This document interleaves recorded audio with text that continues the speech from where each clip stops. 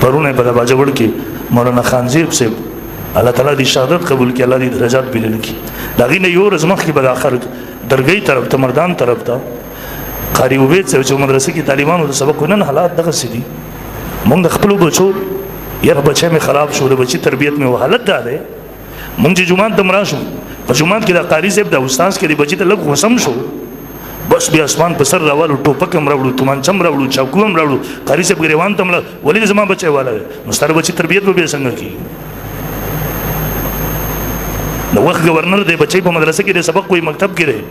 د چراغ خپل بچی خواته هغه بچی استاد ته وګور راچو ولس کې دا گورنر په دروازه ودرېو دا حالات ګوري کله چې ودسو کو دی راغی بچی ته وای بچی مزه ونه کړ کاش کې برا یو لاس تعالی لوټنی ولې په بل لاس تعالی استاد له خپې مګلې وینځلې د بیا به خون کړلې. نن حالات څنګه فساد روان دي څنګه او مسلمان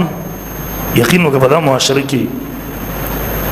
کومه سلسله روانه ده پته نه لګي. خلق قتلېږي، چا قتل کو قاتل نه معلوم دی، بس لاړو ورک شو، په کوم طرف ورک شو، زمکه وخړو که اسمان ته لاړو. په دا دنیا کې خو نن سبا میږي نه شو ورکېدلی، په دې جدید دور کې په دې کې ستانه ما قاتل لاړو ورک شو، پوره 15 کسان راغلي، 10 کسان راغلي، قتل یې وکړو سړی ورک شو.